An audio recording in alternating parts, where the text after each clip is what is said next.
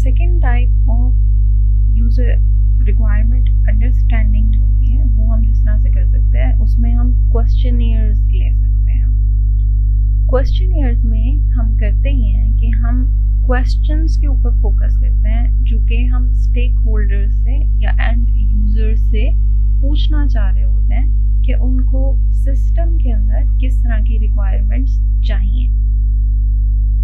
Questionnaires में और interviews में डिफरेंस ये होता है कि हमारे पास इंटरव्यूज़ में फेस टू फेस कम्युनिकेशन हो रही होती है मोस्ट ऑफ द टाइम, और जो हमारे पास क्वेश्चनियर्स होते हैं उसमें हमारे पास जो यूज़र होता है वो एक डिस्टेंस पे होता है। तो हम क्वेश्चनियर्स यूज़र को ऑनलाइन दे सकते हैं, उसको थ्रू रेगुलर मेल कर सकते हैं, जिसमें यूज़र उन क्वेश्चनियर्स को अटेम्प्ट करता है, उसके अंदर जो क्वेश्चंस होते हैं उसके आंसर्स प्रोवाइड करता है, और फिर उन आंसर से हम रिक्वायरमेंट्स गैदर कर रहे होते हैं। क्वेश्चनियर्स बनाना एक बहुत स्किल्ड टास्क होता है। वो स्किल्ड टास्क इसलिए होता है क्योंकि हमने क्वेश्चंस की वर्डिंग्स को बहुत केयरफुली चूज़ करना होता है। इसका रीज़न ये होता है कि जिस टाइम पे यूज़र उन क्वेश्चंस को पढ़ रहा होता है, उनको रीड कर रहा होता है और उनको अंडरस्टैंड कर रहा होता है, तो वहाँ पे अगर कोई मिसअंडरस्टैंडिंग हो जाती है या मिसकॉन्सेप्शन हो जाती है तो उस टाइम पे जिस बंदे ने क्वेश्चंस डिज़ाइन किए हुए होते हैं वो वहाँ पे मौजूद नहीं होता है उन मिसअंडरस्टैंडिंग्स को या मिसकॉन्सेप्शंस को क्लियर अप करने के लिए। तो इसलिए जब भी क्वेश्चनियर्स बनाते हैं तो उसमें जो क्वेश्चंस के लिए वर्डिंग यूज़ करते हैं वो अनएम्बिगुअस होनी चाहिए, उसमें कंफ्यूजन्स नहीं होनी चाहिए, और यूज़र को क्लियरली पता होना चाहिए कि यूज़र ने इसके अंदर कौन सी चीज़ें आंसर किस तरह से करनी है। हमारे पास जो क्वेश्चंस होते हैं वो ओपन एंडेड भी हो सकते हैं और क्लोज एंडेड भी हो सकते हैं। ओपन एंडेड और क्लोज एंडेड क्वेश्चंस का मतलब ये होता है कि या तो हमारे पास क्वेश्चन के कुछ स्पेसिफिक आंसर्स हो सकते हैं, जैसे यूज़र आपको यस नो में या आपने उसको कोई लिस्ट दी हुई है, उस लिस्ट के अंदर से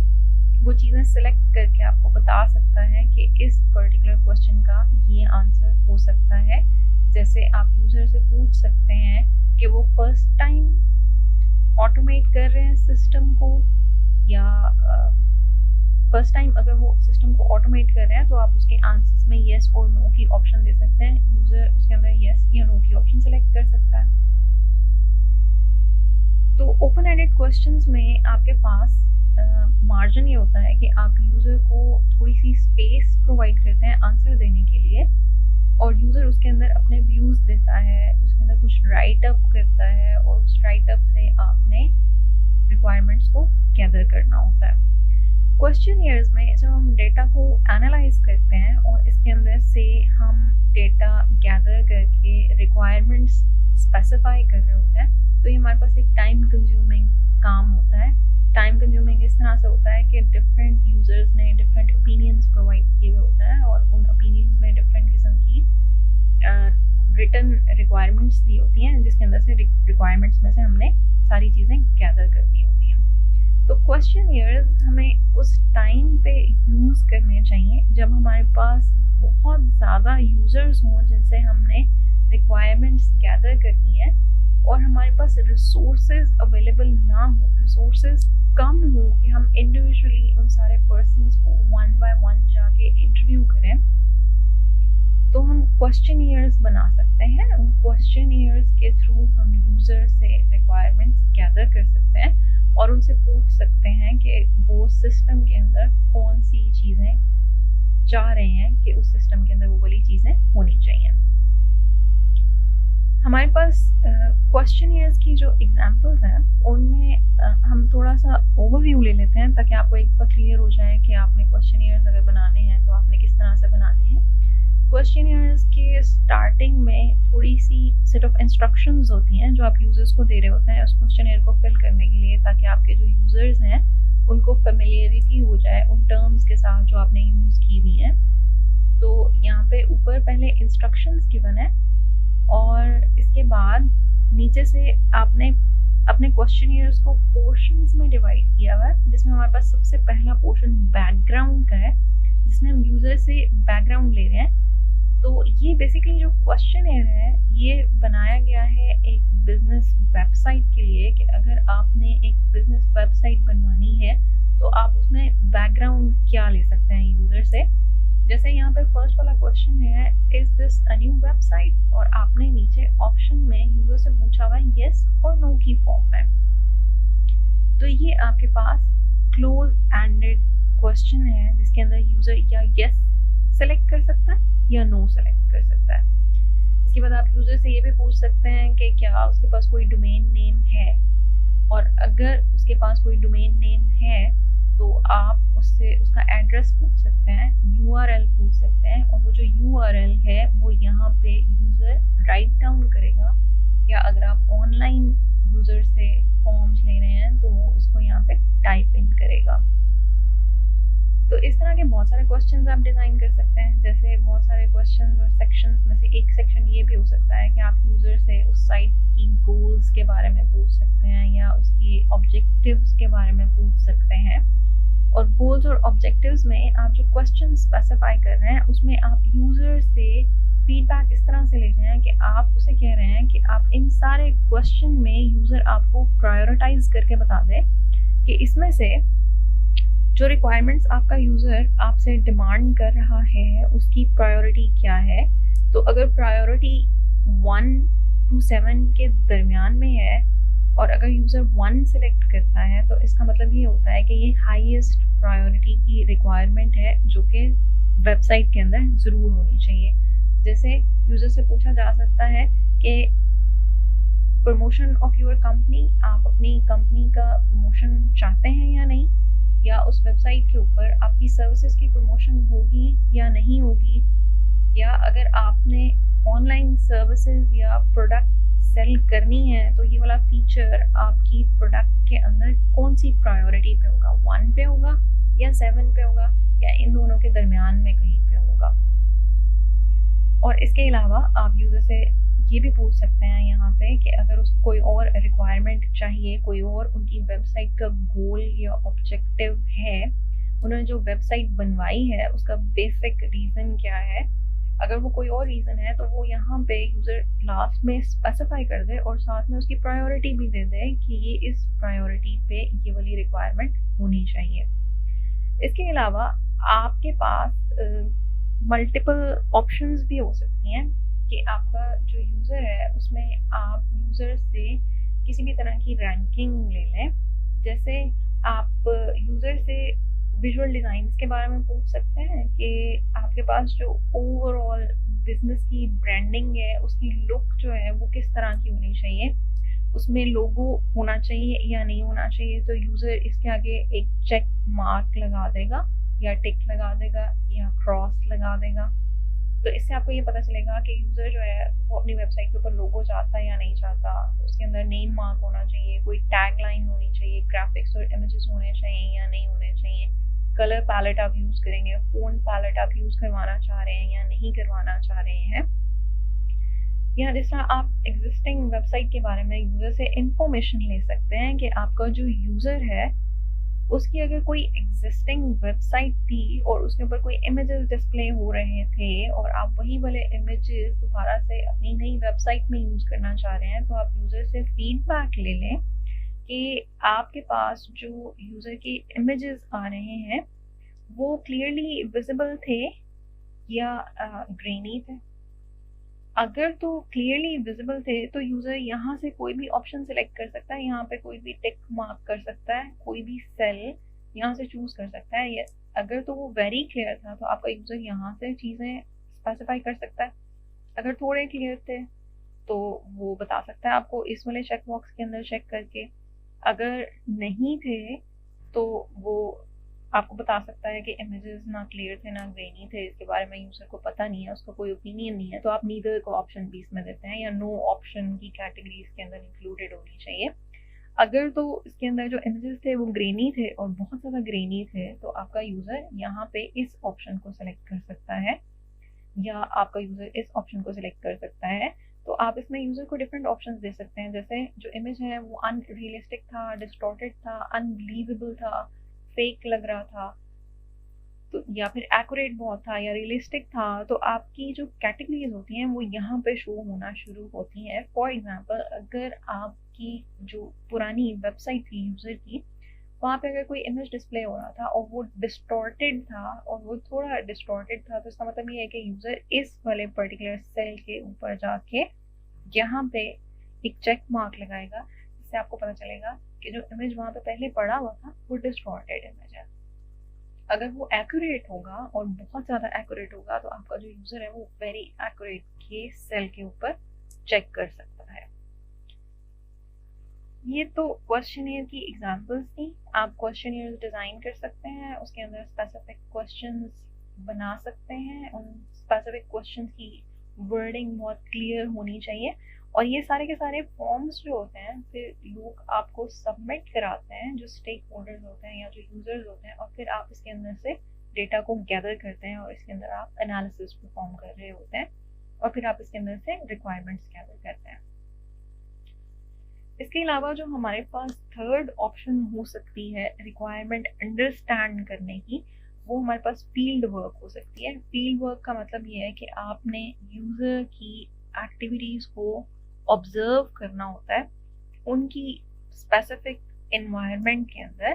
तो आप क्या करते हैं, आप ऑब्जर्व करते हैं लोगों को एक्टिविटीज़ परफॉर्म करते हुए उनकी नॉर्मल एनवायरनमेंट के अंदर। उनकी नॉर्मल एनवायरनमेंट के अंदर जब आप एक्टिविटीज़ को ऑब्जर्व कर रहे होते हैं, तो उसको ऑब्जर्व करते हुए समटाइम्स कुछ एक्टिविटीज़ ऐसी होती हैं जो थोड़ी सी कॉम्प्लेक्स होती हैं। तो उनकी रिक्वायरमेंट ये होती है कि अगर आपने कॉम्प्लेक्स एक्टिविटी को अंडरस्टैंड करना है, तो उसके ऊपर जो डिज़ाइनर्स होते हैं उनको ज़्यादा टाइम स्पेंड करना पड़ता है स्पेसिफिक एनवायरनमेंट में, उस कॉन्टेक्स्ट को अंडरस्टैंड करने के लिए कि हमारा जो यूज़र है वो अगर कोई कॉम्प्लेक्स एक्टिविटी परफॉर्म कर रहा है, तो उस कॉम्प्लेक्स एक्टिविटी को परफॉर्म करते हुए यूज़र किस तरह से स्टेप्स में उन एक्टिविटीज़ को परफॉर्म करता है। हमारे पास जो नॉर्मल एक्टिविटीज़ होती है ना, वो नॉर्मल एक्टिविटीज़ परफॉर्म करने के लिए भी यूज़र बहुत सारे वेज यूज़ कर सकता है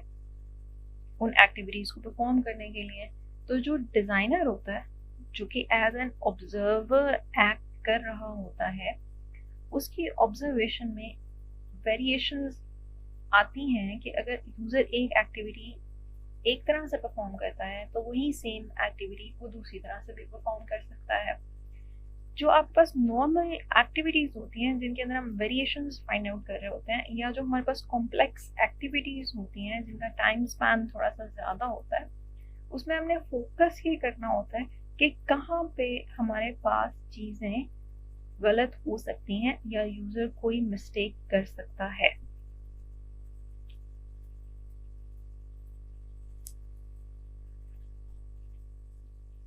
हमारे पास जितनी भी चीज़ें इसके अंदर अंडरस्टैंड हो रही होती हैं, उनके बारे में हम क्या करते हैं, नोट्स लेते हैं। उन नोट्स में आप वीडियो रिकॉर्डिंग भी कर सकते हैं। आप वीडियो रिकॉर्ड करें और उस रिकॉर्डेड वीडियोस में से आप नोट्स ले लें, या आपके पास ऑप्शन होती है कि आप ऑडियो रिकॉर्ड कर लें और फिर उस ऑडियो में से नोट्स ले लें, और उन नोट्स के अकॉर्डिंगली आप यूज़र की रिक्वायरमेंट्स को आइडेंटिफाई कर लें। आपके पास फील्ड वर्क के अंदर जो एक्टिविटीज़ ऑब्जर्व आप कर रहे होते हैं, उन ऑब्जर्व्ड एक्टिविटीज़ में भी आपने ये देखना होता है कि आपने ऑब्जर्वेशन कब तक करनी है। आप ऑब्जर्वेशन तब तक करते हैं जब तक आपके पास कोई नई इंफॉर्मेशन रिवील होना स्टार्ट नहीं हो जाती। अगर आपके पास कोई नई इंफॉर्मेशन रिवील नहीं हो रही है या आप कोई नई इंफॉर्मेशन गैदर नहीं कर पा रहे हैं, तो इसका मतलब ये होता है कि आपने रिक्वायरमेंट्स को अंडरस्टैंड कर लिया है, और अब कोई नई रिक्वायरमेंट अगर आपके सामने नहीं आ रही है, तो इसका मतलब ये है कि अब आपको यहाँ पे स्टॉप कर जाना चाहिए।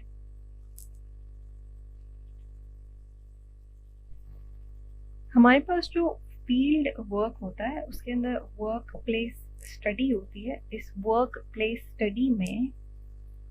ऑब्जर्वर बेसिकली ये करता है कि वो ऑब्जर्व करता है कि रियल वर्ल्ड सेटिंग में यूज़र जो काम कर रहा है वो किस तरह से कर रहा है।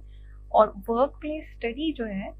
वो CSCW में बहुत ज़्यादा यूज़ होती है, जहाँ पे हम ये कहते हैं कि हमारे पास कंप्यूटर सपोर्टेड कोऑपरेटिव वर्किंग है।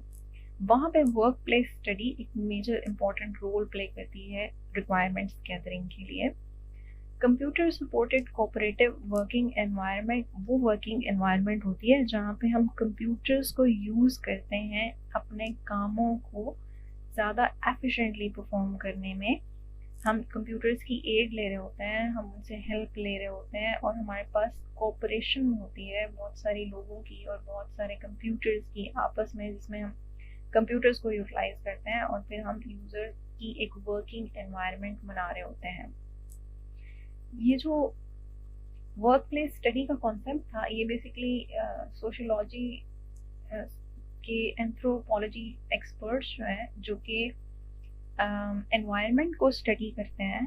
वहाँ से ये कॉन्सेप्ट जनरेट हुआ था। और हमारे पास जो रिजल्ट्स जनरेट होते हैं उन्हें हम कहते हैं कि ये हमारे पास एथनोग्राफिक रिजल्ट्स हैं, जो कि हमने वर्क प्लेस से निकाले हैं। और वो एथनोग्राफिक रिजल्ट्स रिक्वायरमेंट जो हमें प्रोवाइड कर रहे होते हैं वो with in specific context provide करते हैं कि एक स्पेसिफिक एनवायरनमेंट में किसी वर्क प्लेस में अगर कोई काम होता है तो वो किस तरह से हो रहा है।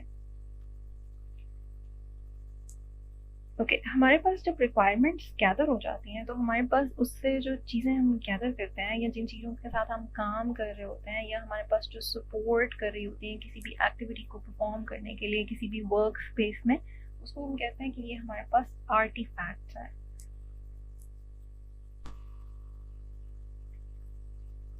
आर्टिफैक्ट्स की एग्जांपल में हमारे पास डॉक्यूमेंट्स, फॉर्म्स या कंप्यूटर प्रिंट आउट्स हो सकते हैं, हमारे पास वीडियोस हो सकती हैं, फोटोज़ हो सकते हैं, सारी ऐसी चीज़ें जो कि रिलेटेड होती हैं किसी भी एक्टिविटी को सपोर्ट करने से, वो हमारे पास आर्टिफैक्ट्स होती हैं। तो जब भी हम रिक्वायरमेंट्स गैदर कर रहे होते हैं तो किसी भी कंफ्यूजन को अवॉइड करने के लिए हमें आर्टिफैक्ट्स को भी ऑब्जर्व करना चाहिए कि हमारे पास जो यूज़र है वो जिस रिक्वायरमेंट को हम एनालाइज करने जा रहे हैं, वो जिस भी पर्टिकुलर एनवायरनमेंट में काम कर रहा होता है, वहाँ पे वो आर्टिफैक्ट्स या थिंग्स कौन से यूज़ कर रहा है किसी एक्टिविटी को सपोर्ट करने के लिए। फॉर एग्जांपल, ये एक ऑफिस की एनवायरनमेंट है, इसमें हमारे पास डिफरेंट चीज़ें हैं जो कि आर्टिफैक्ट्स हैं किसी भी एक्टिविटी को सपोर्ट करने के लिए। जैसे हमारे पास एवरीडे एकेडमिक ऑफिस में जो आर्टिफैक्ट्स हो सकते हैं, उसमें लैपटॉप हो सकता है, पेपर नोटबुक हो सकती है जहाँ पे स्टिकी नोट्स हो सकते हैं, कुछ प्रिंट आउट्स हो सकते हैं जर्नल के आर्टिकल्स के, कोई सीडीज हो सकती हैं जिसमें बैकअप डेटा पड़ा हुआ हो सकता है, कुछ रिटन डॉक्यूमेंट्स हो सकते हैं, टेलीफोन हो सकता है, हमारे पास डेस्कटॉप पीसी हो सकता है जिसके थ्रू हम किसी एक स्पेसिफिक एक्टिविटी को परफॉर्म कर रहा होता है, या जितनी भी डेली रूटीन की एक्टिविटीज़ होती हैं जो हमने परफॉर्म करनी होती हैं, उन सारी एक्टिविटीज़ को सपोर्ट करने के लिए ये सारी चीज़ें यूज़ हो रही होती हैं। तो जब भी हम सॉफ्टवेयर बनाते हैं तो उसके अंदर आर्टिफैक्ट्स को भी इन्वॉल्व करना होता है कि इस आर्टिफैक्ट को यूज़ करके हम एक स्पेसिफिक रिक्वायरमेंट को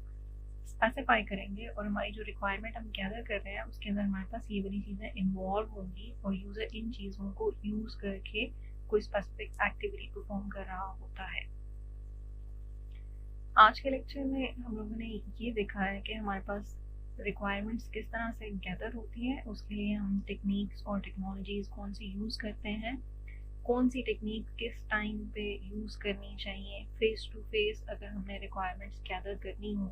तो हम कौन सी टेक्निक्स या टेक्नोलॉजीज यूज़ करते हैं, अगर हमने डिस्टेंस पे यूज़र से रिक्वायरमेंट्स गैदर करनी हो तो किस तरह की रिक्वायरमेंट्स गैदर होती हैं, और अगर हम ऑब्जर्व करना चाह रहे हैं यूज़र को तो हम ऑब्जर्व करके रिक्वायरमेंट्स किस तरह से गैदर करते हैं। हम रिक्वायरमेंट्स को गैदर करके उनको एनालाइज करते हैं, फिर हम उसके अंदर से अपनी सॉफ्टवेयर से रिलेटेड स्पेसिफिक रिक्वायरमेंट्स निकालते हैं, उन रिक्वायरमेंट्स के साथ हम आर्टिफैक्ट्स को एसोसिएट करते हैं। और हमें ये भी पता होना चाहिए कि हम रिक्वायरमेंट्स जब गैदर कर रहे होते हैं तो हमने स्टॉप किस टाइम पे करना है।